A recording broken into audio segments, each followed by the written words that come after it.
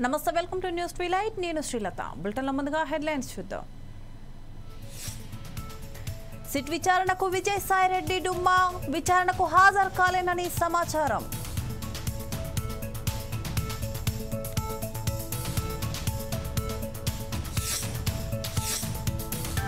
వక్ఫ్ చట్టంపై సుప్రీంకోర్టులో విచారణ, వివరణ ఇచ్చేందుకు వారం గడువు కోరిన కేంద్రం.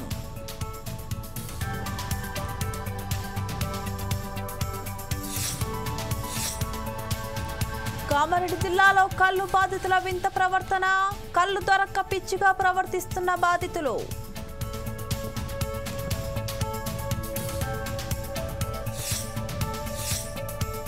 టీమిండియాలో కోచింగ్ సిబ్బందిపై వేటు, 4 కోచింగ్ సిబ్బందిని తొలగించిన బీసీసీఐ.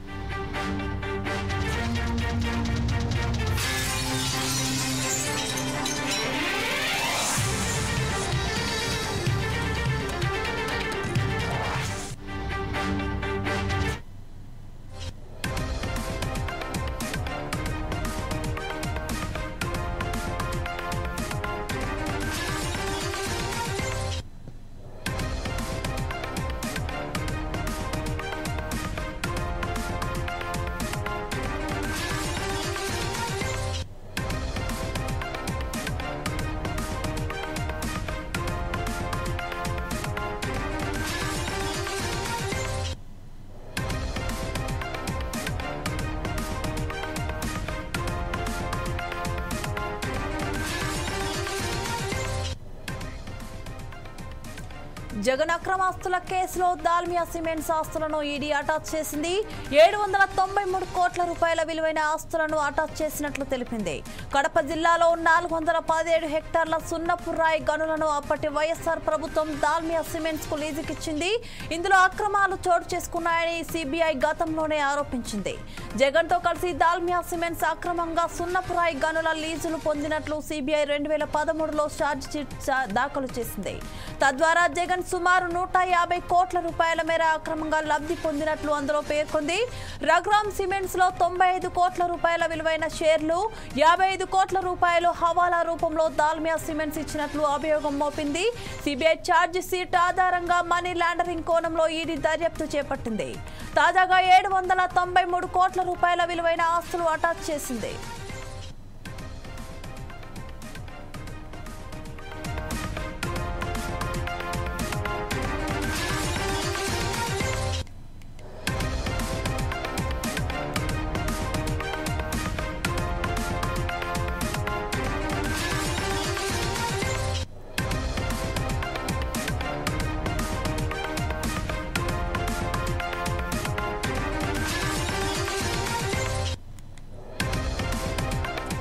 జగన్ అక్రమాస్తుల కేసులో దాల్మియా సిమెంట్స్ ఆస్తులను ఈడీ అటాచ్ చేసింది. 793 కోట్ల రూపాయల విలువైన ఆస్తులను అటాచ్ చేసినట్లు తెలిపింది. కడప జిల్లాలో 417 హెక్టార్ల సున్నపు రాయి గనులను అప్పటి వైఎస్ఆర్ ప్రభుత్వం దాల్మియా సిమెంట్స్ కు లీజుకిచ్చింది. ఇందులో అక్రమాలు చోటు చేసుకున్నాయని సిబిఐ గతంలోనే ఆరోపించింది. జగన్ తో కలిసి దాల్మియా సిమెంట్స్ అక్రమంగా సున్నపు రాయి గనుల లీజులు పొందినట్లు సిబిఐ 2013లో ఛార్జ్ షీట్ దాఖలు చేసింది. తద్వారా జగన్ సుమారు 150 కోట్ల రూపాయల మేర అక్రమంగా లబ్ధి పొందినట్లు అందులో పేర్కొంది. రఘురామ్ సిమెంట్స్ లో 95 కోట్ల రూపాయల విలువైన షేర్లు, 55 కోట్ల రూపాయల హవాలా రూపంలో దాల్మియా సిమెంట్స్ ఇచ్చినట్లు అభియోగం మోపింది. సిబిఐ ఛార్జ్ షీట్ ఆధారంగా మనీ లాండరింగ్ కోణంలో ఈడీ దర్యాప్తు చేపట్టింది. తాజాగా 793 కోట్ల రూపాయల విలువైన ఆస్తులను అటాచ్ చేసింది.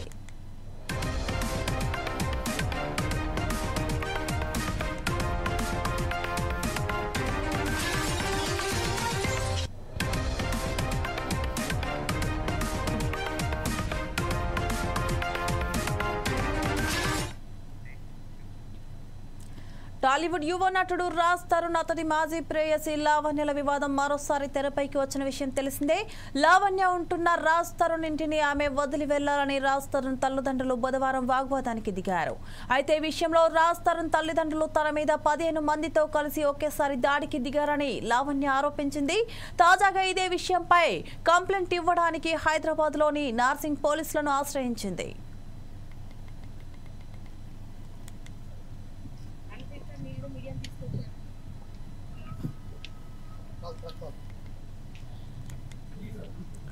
టాలీవుడ్ యువ నటుడు రాజ్ తరుణ్ అతడి మాజీ ప్రేయసి లావణ్యల వివాదం మరోసారి తెరపైకి వచ్చిన విషయం తెలిసిందే. లావణ్య ఉంటున్న రాజ్ తరుణ్ ఇంటిని ఆమె వదిలి వెళ్లాలని రాజ్ తరుణ్ తల్లిదండ్రులు బుధవారం వాగ్వాదానికి దిగారు.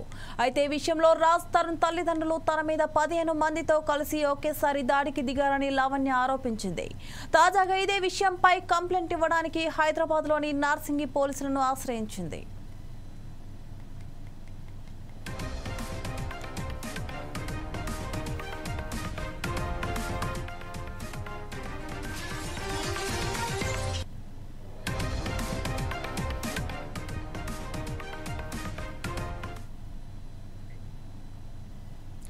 అనంతపురం అర్బన్ ఎమ్మెల్యే దగ్గుపాటి ప్రసాద్ నగరంలో పలు అభివృద్ధి కార్యక్రమాల ప్రారంభోత్సవంలో పాల్గొన్నారు. ముందుగా శిల్పారామంలో ప్రజల సౌకర్యార్థం ఎలక్ట్రికల్ కార్ను ప్రారంభించారు. వేసవి దృష్టిలో ఉంచుకొని శిల్పారామం నందు ప్రజలకు అవసరమైన సౌకర్యాలు ఏర్పాటు చేయాలని ఆదేశించారు. అనంతరం లెక్చరర్స్ కాలనీలో సీసీ రోడ్డు నిర్మాణానికి భూమి పూజ చేశారు. రుద్రంపేటలో నూతనంగా ఏర్పాటు చేసిన 20 విద్యుత్ ట్రాన్స్ఫార్మర్లను ఆయన ప్రారంభించారు. ఈ సందర్భంగా ఎమ్మెల్యే దగ్గుపాటి మాట్లాడుతూ రుద్రంపేటలో నూతనంగా 30 ట్రాన్స్ఫార్మర్లు మంజూరు చేయించమన్నారు. విద్యుత్ శాఖ అధికారులు వెంటనే క్షేత్రస్థాయిలో పరిశీలించి ఇప్పటికే 20 ట్రాన్స్ఫార్మర్లు ఏర్పాటు చేశామన్నారు.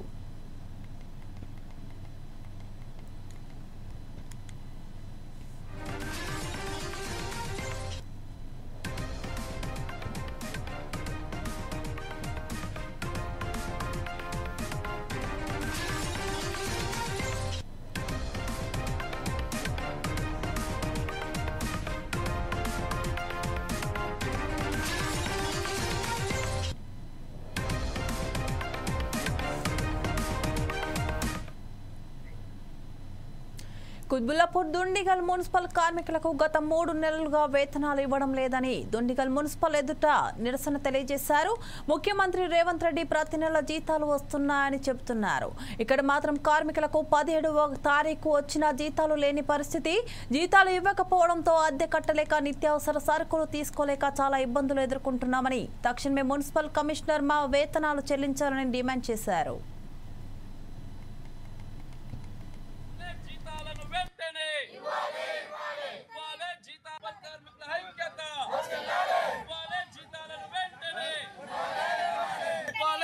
కార్మికులకు జీతాలను వెంటనే ఇవ్వాలి, జీతాలను వెంటనే మున్సిపల్ కార్మికుల ఐక్యత, మున్సిపల్ కార్మికుల ఐక్యత, మున్సిపల్ కార్మికుల ఐక్యత, మున్సిపల్ కార్మికుల ఐక్యత. ఇవ్వాలి జీతాలను వెంటనే ఇవ్వాలి, జీతాల కార్మికుల ఐక్యత.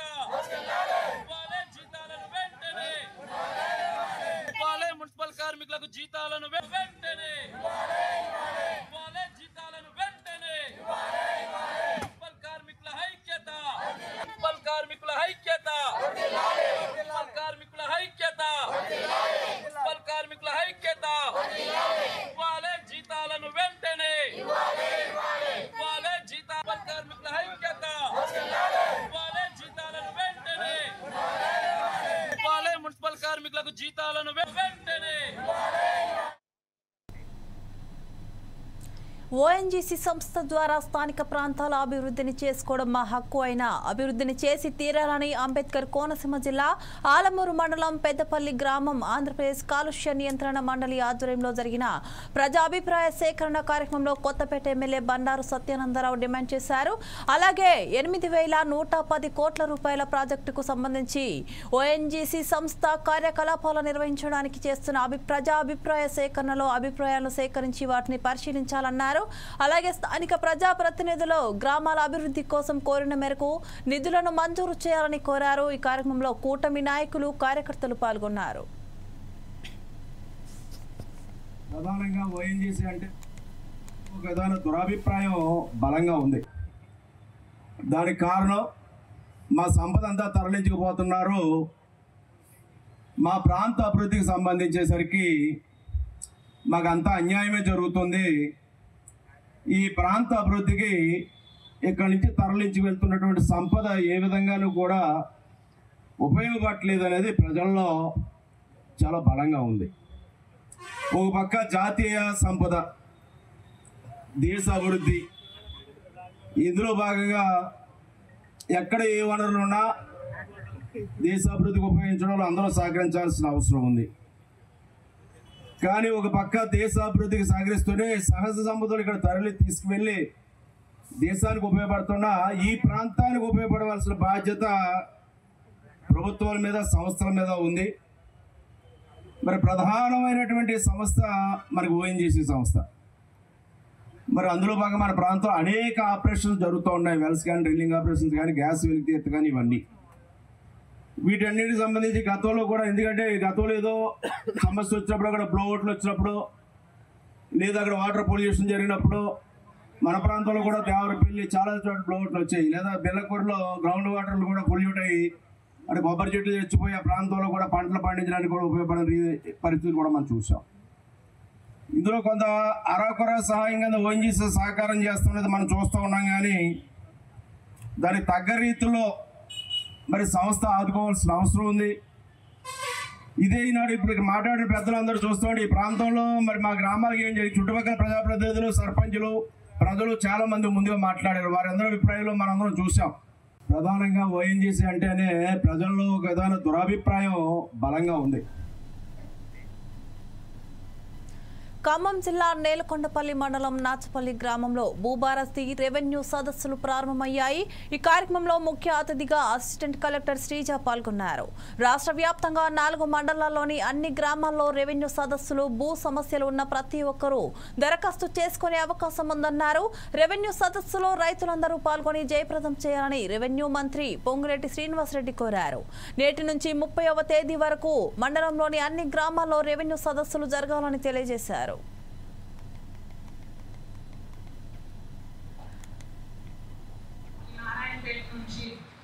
ములుగు నుంచి, ఖమ్మం నుంచి తీసుకున్నాం. దాంట్లో మనకి నేలకొండపల్లి సెలెక్ట్ అయింది.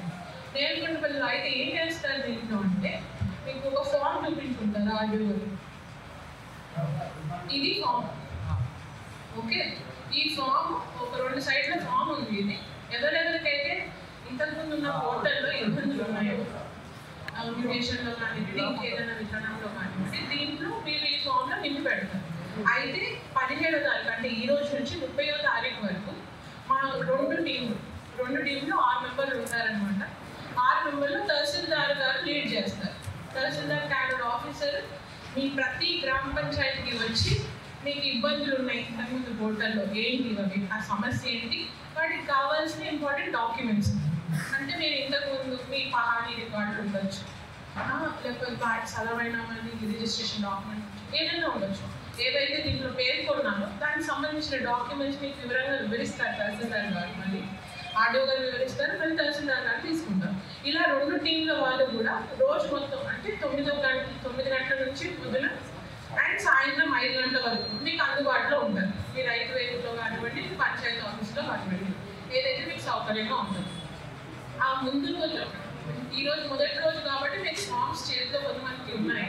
కాకపోతే ఈ ఫామ్స్ అందరి చేతిలో ఉంటాయి. ప్రతి గ్రామ పంచాయతీ వారికి మీ పంచాయతీ సెక్రటరీ మీకు ఆల్రెడీ ఇచ్చేస్తారు. మీ పంచాయతీ ఆఫీస్లో కూడా అందుబాటులో ఉంటాయి. ఒకటే ఫామ్ కాబట్టి ఆ ప్రింట్అవుట్ తీసుకొని నెల్లూరు జెడ్పీ హాల్లో సాగునీటి మండలి సమావేశం నిర్వహించారు. ఈ సమావేశంలో మంత్రి ఆనం రామనారాయణ రెడ్డి, సహచార ఎమ్మెల్యేలు, అధికారులతో కలిసి కావలి ఎమ్మెల్యే వెంకట కృష్ణారెడ్డి హాజరయ్యారు. అనంతరం ఎమ్మెల్యే మాట్లాడుతూ కావలి నియోజకవర్గ రైతాంగానికి అండగా నిలుస్తామని, చివరి ఆయకట్టు వరకు సాగునీరు అందించాలని, మే 10 లోపు సోమశీల నుంచి నీటిని విడుదల చేయాలన్నారు. రైతు కళ్లలో ఆనందం చూడడమే కూటమి ప్రభుత్వం లక్ష్యమని ఆయన అన్నారు. ప్రారంభమైనట్టున్నాయి. వాటి త్వరితగతిన అధికారులందరూ కూడా పూర్తి చేసి మళ్ళా 2వ కారు పంటకు నీళ్ళు ఇచ్చేటట్టుగా తొందరగా ఆ వర్కులు పూర్తి చేయాలని అధికారులందరూ కూడా కోరుకోవడం కూడా జరుగుతుంది. కావలి కాలువ, సోమశల పుట్టుకతో కావలి కాలువ, కానీ కావలి కాలువలో ఐడియా అనే పేరుందో కానీ ఇంతా కూడా వెట్లాండే. అక్కడ తెలిసిందల్లా వాళ్ళకి తెలిసిందంతా కూడా వ్యవసాయంలో ఊరేసుకోవడమే తెలుసు తప్ప ఇంకా వేరే మార్గాలు వాళ్ళకి తెలియదు. కైలు కట్టుకున్న కాడి నుంచి గెలాల దగ్గర నుంచి ఒరికి సంబంధించిన కైలు ఉన్నాయే తప్ప వేరే విధంగా లేవు. కాబట్టి పేరుకి ఐడి, కానీ పంటలు పండించే దాంట్లో సోమశల డ్యామ్ కింద కోవూరు ఎలాగో ఉందో అదేవిధంగా ఈరోజు కావలి కూడా ఎక్కువ వరి పండించేటువంటి జిల్లాలో ఉన్నటువంటి 2వ స్థానంలో కావలి ఉంది. అందుకని మేము అధికారులందరూ కోరుకునేది కావలి కాలువలో ఉన్న మేజర్లు కావచ్చు, మైండ్ ఇరిగేషన్ అటువంటి చెరువులకు సంబంధించినటువంటి అన్ని ప్రాంతాలకి మా రైతులకు నీళ్లు ఇవ్వండి అని చెప్పి సందర్భంగా కలెక్టర్ గారిని మంత్రివర్యులు కూడా కోరుకుంటున్నా. నిన్నటి రోజున ఎన్ని ఎకరాలు అయితే పంట పండిందో అన్ని ఎకరాలు మళ్ళా మా రైతులు పోయేటానికి సిద్ధంగా ఉన్నారు. ఒక్క దగదత్తి మండలంలో డిఆర్ ఛానల్కి గతంలో టెండర్లు పిలిచిన కాంట్రాక్టర్ గత గవర్నమెంట్లో చేయని కారణాన మళ్ళా 2వ కారు మళ్ళా మొదటి కారు వచ్చే టైంకి ఆ వర్క్ కూడా పూర్తి చేస్తానని కాంట్రాక్టర్ హామీ ఇచ్చాడు. కాబట్టి డిఆర్ శ్రీ సత్యసాయి జిల్లా పెనుకొండలో మహిళల కోసం ఏర్పాటు చేసిన ఉచిత టైలరింగ్ శిక్షణ కేంద్రాన్ని మంత్రి సవిత ప్రారంభించారు. ఈ సందర్భంగా మంత్రి సవిత మాట్లాడుతూ మహిళల కోసం అనేకమైన పథకాలు తీసుకువచ్చి మహిళలను ఒక స్వశక్తిగా ఎదగాలని రాష్ట్ర ప్రభుత్వం తగిన చర్యలు కూడా ఏర్పాటు చేసిందన్నారు. ప్రతి మహిళ తన సొంత కాళ్లపై నిలబడి స్వశక్తిగా ఎదగాలని, అందుకు రాష్ట్ర ప్రభుత్వం కూడా సహాయ సహకారాలు ఉంటాయని మంత్రి సవిత పేర్కొన్నారు. దాదాపు 60 రోజుల పాటు టైలరింగ్ శిక్షణ ఇస్తూ వారి కోసం ఉచితంగా కుట్టు మిషన్లు కూడా ఇవ్వడం జరుగుతుందన్నారు. మహిళలు విద్యావంతులు కావాలి, వాళ్ళకు కూడా ఆస్తిలో భాగం కల్పిస్తే వాళ్ళకు కూడా ధైర్యంగా అన్ని రకాలుగా బాగుపడతారని చెప్పి కోరుకున్న వ్యక్తి అన్న నందమూరి తారక రామారావు గారు. అదే స్ఫూర్తితోనే మాన్యశ్రీ విజనరీ చంద్రబాబు నాయుడు గారు కూడా అప్పట్లోనే వెలుగు కావచ్చు, దీపం కావచ్చు, అనేక సంక్షేమ పథకాలు మహిళలను గౌరవించి మహిళలు అన్ని రంగాల్లోనూ ఉండాలి అని కోరుకున్న వ్యక్తి చంద్రబాబు నాయుడు గారు. మరి గత ప్రభుత్వం మహిళల్ని గాలికి వదిలేసిందన్న విషయం మీకు అందరికీ తెలుసు. మరి అధికారంలోకి రాగానే ఒక పక్క రాష్ట్రం గత ప్రభుత్వం చేసిన అప్పులు కట్టుకుంటూ ఇక్కడ మహిళా సాధికారత, మహిళలు అన్ని రంగాల్లోనూ బాగుండాలి, మహిళలు వాళ్ళ కాళ్ళ మీద వాళ్ళు నిలబడాలని కోరుకున్న వ్యక్తి చంద్రబాబు నాయుడు గారు.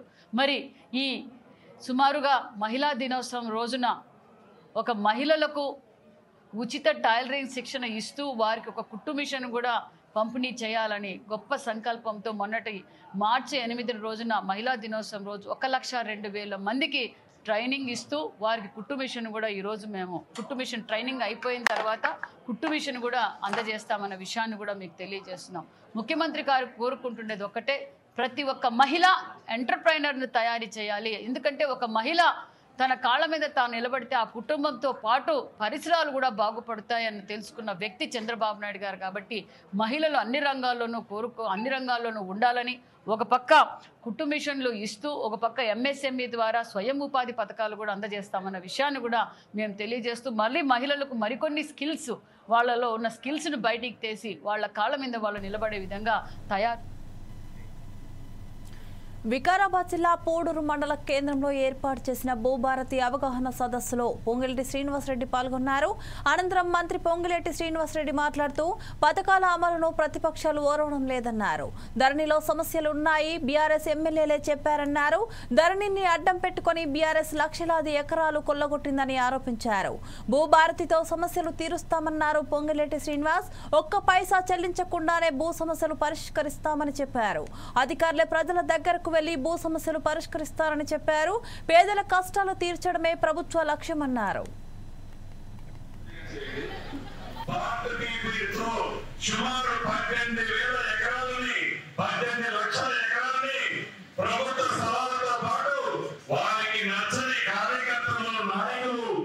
అందులో మీ అందరి భూములు కూడా పార్టీ పేరు పెట్టి మిమ్మల్ని నానా హింసలు ఆ 2020 చట్టం ద్వారా ఆనాటి ప్రభుత్వం చేసిందన్నది నిజం. ఎన్నికల టైంలో ఆనాటి పిసిసి అధ్యక్షులు ఈ ప్రాంతవాసి గౌరవ ముఖ్యమంత్రి రేవంత్ రెడ్డి గారు, రాహుల్ గాంధీ గారు, ఇదే గడ్డం ప్రసాద్ గారు, మిగతా మిత్రులంతా వచ్చేది మీ దీవులతో ఇందిరమ్మ ప్రభుత్వం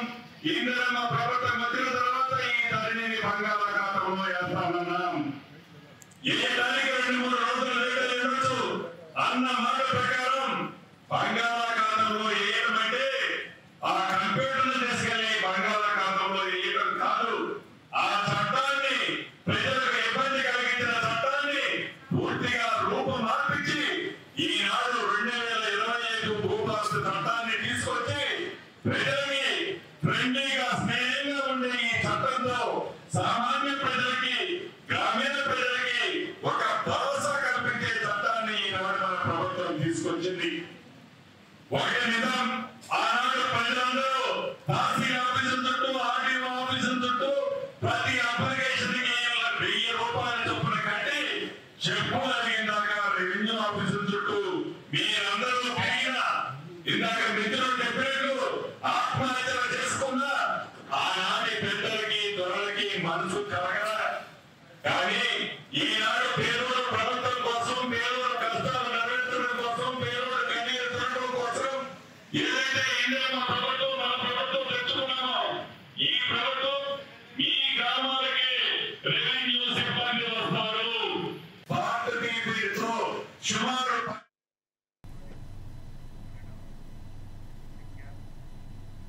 ఇవి bulletin updates. Keep watching 4 Sides TV.